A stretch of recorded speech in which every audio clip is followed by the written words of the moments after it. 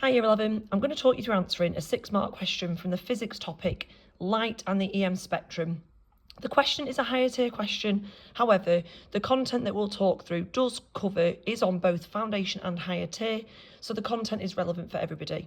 So I'm going to start by looking at the question. It says radio waves and gamma radiation are at opposite ends of the electromagnetic spectrum. So I'm going to highlight radio waves, gamma and the electromagnetic spectrum. It says, compare how these two electromagnetic radiations are produced.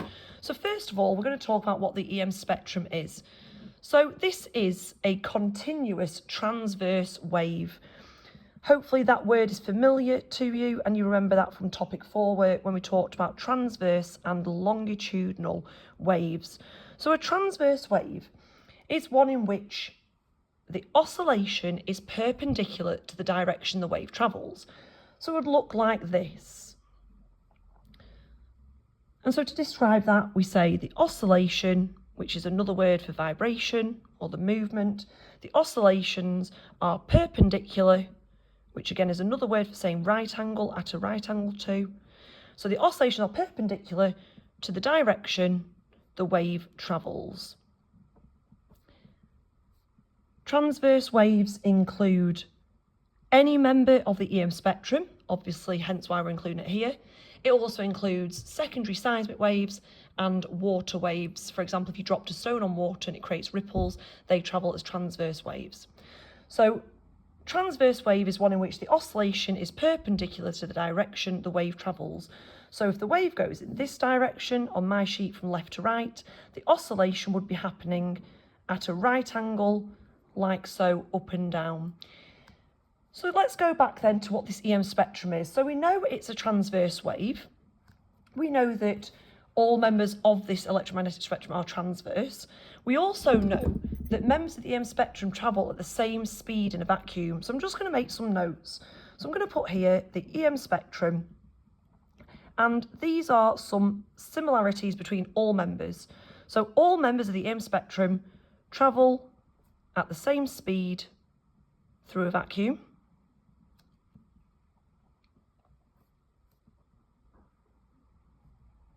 We also know that all members are transverse waves. And we also know that all members of the spectrum carry energy but not matter, or transfer energy would be a better way to phrase that, not matter.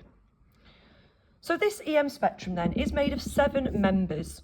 We're going to start with looking at the longest wavelength member, and we're going to start over here mentioning radio waves. So radio waves are the longest wavelength and therefore the lowest frequency.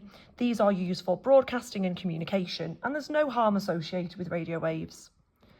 Microwaves then, slightly shorter wavelength. These are used for cooking, used for communication again. And these again, other than heating body cells, there's no links to things like cancer, for example. We then look at infrared. So infrared radiation is, again, we're seeing that the wavelength of each of these is getting shorter. Infrared radiation is used for short-range communication, so things such as your television remote, used in thermal imaging cameras, and also used for cooking and heating. And then we find visible light on the spectrum, and visible light is the only member of the spectrum that we as humans, we can actually detect and see. And visible light, if you recall, is made up of red, orange, yellow, green, blue, indigo and violet, and they are your 7 colours of the spectrum. Questions sometimes appear where you're asked to write the names of these colours in order. So red having the longest wavelength and violet the shortest wavelength. All these 4 that we mentioned so far, these are known as non-ionising radiation. And non-ionising, in fact, tell you what I'll do, I'll talk about the next 3 and then we'll talk about what ionising actually means. So then we move on to, I'm going to just draw a little dashed line just to separate my ionising and my non-ionising. And now we look at the 3 remaining members. Ultraviolet radiation, which you'll know commonly from use in fluorescent lamps, for example in tanning beds, also used to detect forged banknotes and used to disinfect water. Ultraviolet radiation is an example of ionising radiation, and so for this one, ultraviolet radiation can cause skin cancer. X-rays, most notably known for their use in medical imaging, but also used in airport security scanning. Again, X-rays are ionising radiation. And finally, gamma rays. Gamma rays, you might remember from topic 6 also when you studied this in radioactivity. Gamma rays are used for sterilising medical equipment, and these are also ionising. So I'm just going to put a little brackety thing to say that these 3 members are ionising radiation. And ionising radiation, if you remember what ionisation is in the case of physics, what we want to talk about, ionisation is the removal of an electron from the outer shell of an atom. And so the biggest risk and the harm caused by ionising radiation on the body is that it can mutate DNA and it can cause cancer.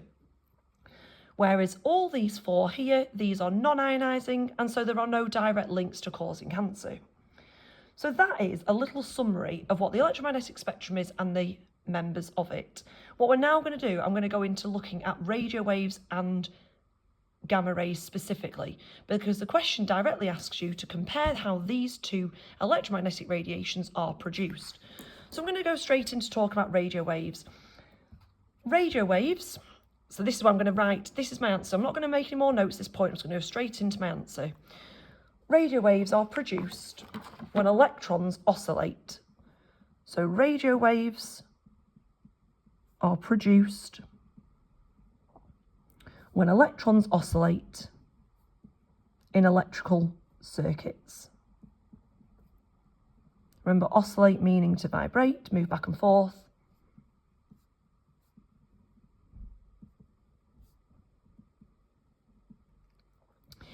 So radio waves are produced when electrons oscillate in an electrical current with alternating current, with an alternating current. You may remember this from one of our later topics where we talked about the difference between alternating and direct current. I'm just going to put AC in brackets next to it, so going forward I can use this abbreviation if I need to.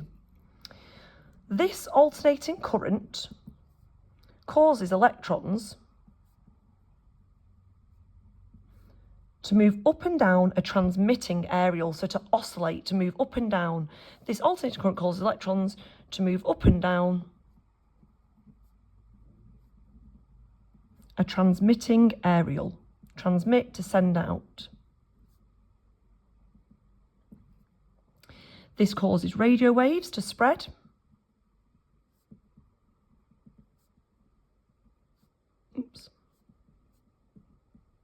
Which then reach a receiving areal.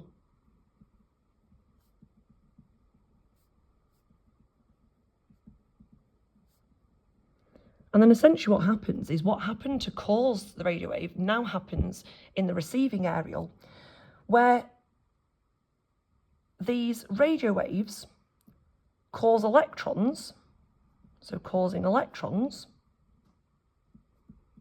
in the areal to oscillate in the same way. So that is radio waves.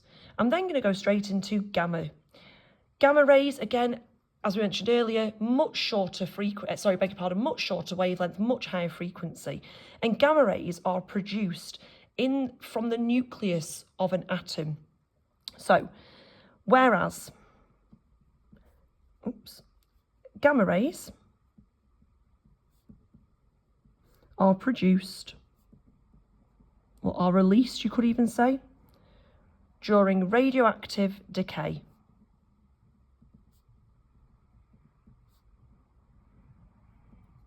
The nucleus, so there's a bit of a crossover here into topic 6 actually. The nucleus of an unstable atom loses excess energy to become stable. When this happens, because gamma rays are not a particle, the mass and the charge of the nucleus does not change, and it's perhaps worth mentioning that. So gamma rays are not particles, hence why it's called a ray. And so when released,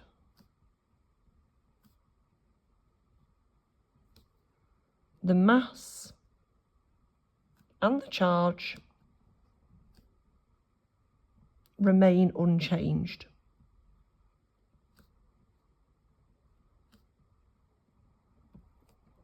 And that's it. That's your description. I will just show you the mark scheme, just so you can see what else could have been included, because I've done this for all pupils, combined and triple, but there are some points that if you're a triple pupil, you might have mentioned. So I've just put a little box here. These two at the bottom are triple content only. And so you could talk about fusion and fission, or you could talk about the use of gamma in a PET scanner, use of a PET scanner to produce the gamma rays. That would also be appropriate. But there you have it. So there's an answer to the question to compare radio and gamma radiations, how they are produced. Hope you found that useful, Year 11, and be sure to like and subscribe for more fantastic science content. Cheers, bye-bye.